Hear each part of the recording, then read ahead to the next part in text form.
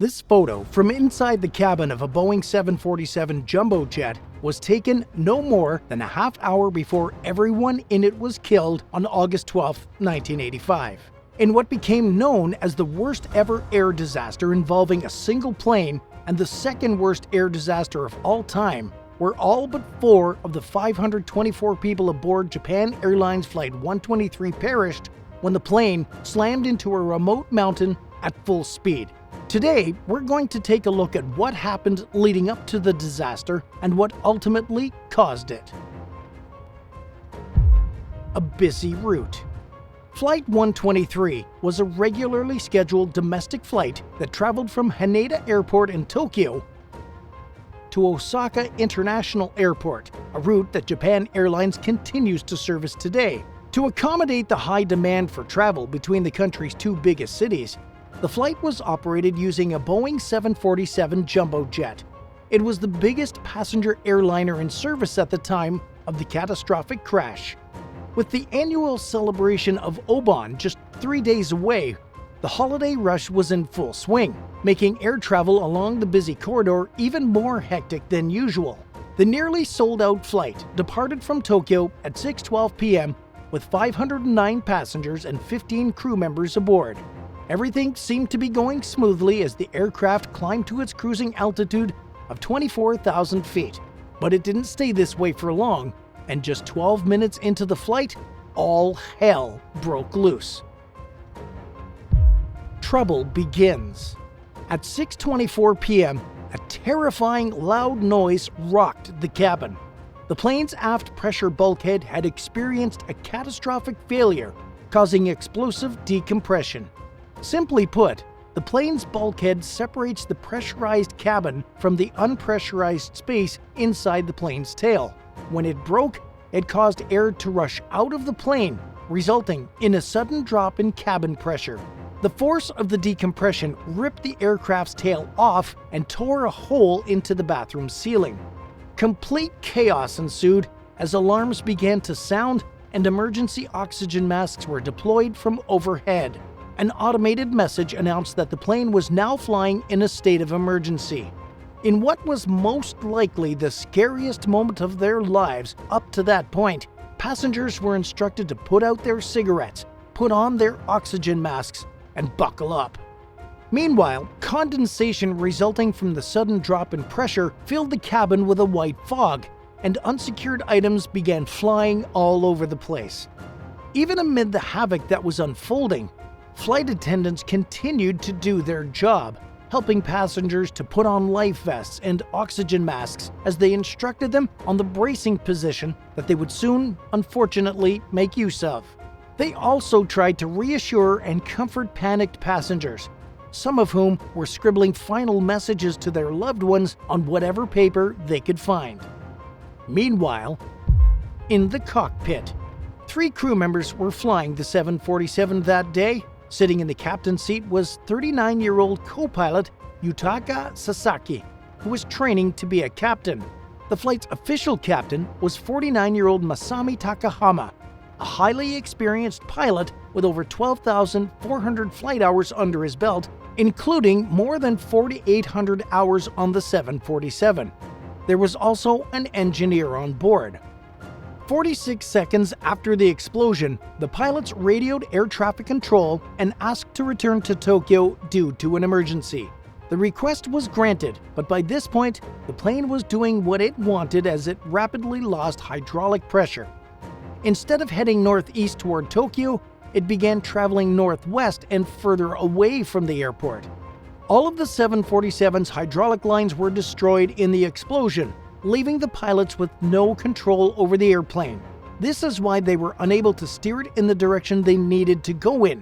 When air traffic control noticed the aircraft traveling the wrong way and asked the pilots to turn, they responded by saying, "Now uncontrollable." In what's known as a phugoid motion, the plane fell into a pattern of climbing until it lost speed and stalled, then entering a dive and gaining speed until it was capable of climbing again. For the next 21 minutes, the pilots continued trying to gain control of the jet, but to no avail. They became so preoccupied that they forgot to put on their oxygen masks and became hypoxic, causing them to become even more disoriented and confused. But one thing was clear: as the 747 flew hopelessly toward the remote Japanese Alps, the plane's fate was no longer in the crew's hands.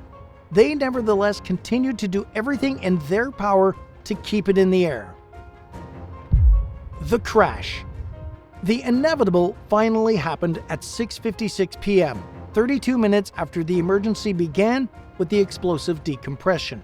At an altitude of 5,000 feet, the plane's right wing clipped a tree-lined ridge, ripping off one of its engines and causing the aircraft to bank hard to the right. It flew on briefly before crashing into another ridge near Mount Tagamagahara. The plane exploded upon impact, scattering debris across a large area and leaving a burning, mangled heap of metal at the main crash site. In an area filled with dense trees, gaping gorges, and few roads, rescue would not come quickly. By the time the first help arrived 16 hours later, it was pretty much assumed that there were no survivors. In fact, some news sources, including The Guardian, had gone ahead and reported that everyone on board the plane had died. The rescue effort. The wreck was located just 25 minutes after the crash by the crew of a United States Air Force plane. They informed Japanese authorities of the location, noting that they had observed fire and debris, but that very little of what they saw was recognizable as an airplane part. The crew doubted that there were any survivors, but offered to dispatch a helicopter to the site. Also convinced that nobody could have possibly survived, Japanese officials declined the offer and took their time planning an organized search, which began the next day. During the early morning hours, 2 helicopters flew over the crash site and reported seeing no signs of survivors. Meanwhile, at least 8,000 people and nearly 900 vehicles were mobilized to carry out a ground search.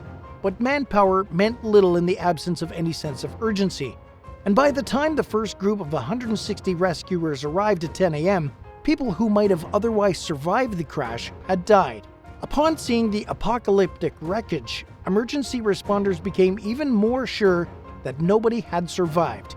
As they methodically combed through the twisted metal and burned bodies, they were shocked to see a hand moving. As they went to help the person, they immediately stepped up the pace of their search. Just moments later, while administering first aid to the first survivor, rescuers noticed movement from a nearby tree. A girl had landed in it and was still alive. 2 more survivors, a mother and her young daughter, were found near the back of the plane. The survivors. All 4 survivors were seated in the last 7 rows of the plane when it crashed. Included among them was a recently married 26-year-old flight attendant named Yumi Ochai, who would later describe hearing children yelling for their mothers and screaming in sheer terror in the initial aftermath of the sudden decompression. As the plane entered its final sharp descent, Yumi put her head between her legs and braced for dear life. She experienced a handful of strong shocks as seats, cushions, and debris swirled around her and clouds of dust blew in her face. The stewardess remembered feeling thirsty and being unable to move anything but her face immediately after the crash. She could hear the pained moans, gasps, and other sounds of suffering from those who had survived the impact as she lay trapped beneath seats and cushions. Yumi fell unconscious and eventually awoke to the sound of a helicopter overhead. At that point, she could no longer hear the cries of nearby passengers because most of them had died from their injuries. She waved her hands trying to get the chopper's attention, but the pilots didn't see her. The helicopter flew away and Yumi drifted back to sleep. The next time she woke up, it was to the sound of a rescue worker telling her that she was going to be okay. She was taken to an emergency room where she received treatment for a fractured pelvis and arm. 12-year-old Keiko Kawakami, the girl who was found in a tree, was the only survivor from her family of 4. 34-year-old Hiroko Hoshizaki and her 8-year-old daughter Mikiko were also among the handful of survivors. Hiroko told reporters that when she awoke after the crash, she quickly realized that her husband and one of her children had not made it. She was in excruciating pain and struggling to remain conscious when she heard Mikiko encouraging her to stay awake. With her daughter's continued encouragement, she found the strength she needed to make it through the night. what caused the accident. Known by the tail number JA8119, the 11-year-old aircraft had flown more than 25,000 hours and had completed upwards of 18,800 takeoffs and landings prior to the disaster. But this was not its first serious accident. 7 years earlier, on June 2, 1978, the pilot pitched up too steeply during touchdown while landing at Osaka, causing the tail to hit the runway and severely damaging the rear of the plane. The aft pressure bulkhead, the same part that catastrophically failed during the 747's last flight, incurred some of the worst damage. An investigation found that while the plane underwent repairs, engineers mistakenly used one row of rivets instead of the two that were required to hold a part of the bulkhead in place. A Boeing inspector failed to notice the faulty fix and green-lighted the 747's return to passenger service. And when it comes to airplanes, having even a tiny piece missing or out of place can mean the difference between safe flying and guaranteed death. In the case of Flight 123, the jumbo jet continued to fly without any major issues for years after the faulty fix was implemented, but the mistake reduced the strength of the part by 70%, and fatigue cracks formed on the bulkhead over time.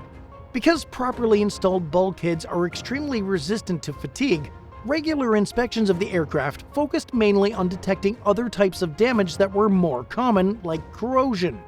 The small cracks went unnoticed time and time again, even as they grew.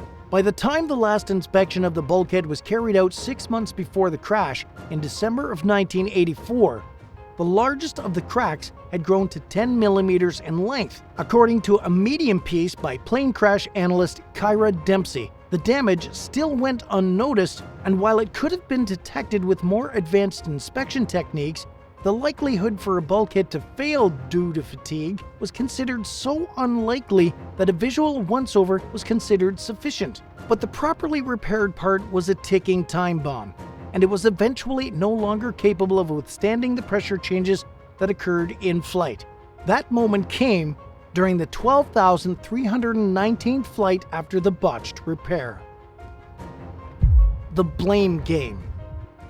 Following a multi-agency investigation which included officials from Boeing and the U.S. National Transportation Safety Board, Japan's Aircraft Accident Investigation Commission published a 332-page report detailing the findings. The report was comprehensive and detailed, and it addressed multiple mechanical concerns, but it failed to answer the biggest questions surrounding the tragedy: why Boeing's engineers failed to properly repair the faulty part in the bulkhead. A criminal investigation initially brought charges against 20 Boeing employees, but in keeping with the United States policy not to charge aviation workers involved in accidents unless they acted with intent to harm, the company refused to cooperate and the charges were dropped. According to plane crash analyst Kyra Dempsey, who blogs for Medium under the name Admiral Cloudberg, it's not unusual for Boeing to be blamed for a plane wreck. In fact, it's common for the company to take the heat in the aftermath of a tragic accident. And while it's sometimes deserved, Boeing has also gotten used to being scapegoated. In an odd twist, this was not the case when it came to Flight 123. Boeing's engineers were blamed in an official capacity for the lack of clear answers about what led to the faulty repair being made and overlooked. But many civilians in Japan suspected that the company shouldered the blame in a bid to protect Japan Airlines, which was its biggest buyer of 747s. As a result, the airline's reputation took a major hit. Its CEO resigned, and a maintenance manager fatally harmed himself as an apology for the disaster. Meanwhile, the airline's nationwide bookings fell by 1/3, and the route between Tokyo and Osaka experienced an even bigger decrease in sales. Employees were assaulted, spit on, and harassed to the point where many became scared to wear their uniform in public. While the airline eventually recovered financially, public trust in the company has still not been restored to its pre-crash levels. Japanese authorities have also been blamed for failing to act faster in the aftermath of the accident. While an official report lists the deaths of all 520 victims at the moment of impact, the survivors have testified that they were not the only people who were still alive after the crash. It's hard to believe and highly unlikely that everyone except the 4 survivors died at the same time, and it's been argued that several of the people who died suffered from injuries that would have been survivable if help had arrived sooner. In 1995, a former U.S. Air Force engineer told the news outlet Stripes that the American military was capable and willing to help, and that it could have gotten crews to the site within 2 hours of the accident. The engineer even claimed that an Air Force helicopter crew actually flew to the site with plans to rappel down to the wreck, but they were ordered back to base because Japanese authorities claimed rescue was on the way. While this story is widely circulated, it remains unverified. But even if it's not true, many believe that the allegedly sluggish response to the crash directly contributed to the number of deaths. Japanese officials have always maintained that those in charge of the response made maximum efforts to carry out in a timely and effective fashion. Thanks for watching. Had you heard of this plane crash before watching this video? Let us know in the comments below, and don't forget to subscribe. We'll see you next time. Bye for now.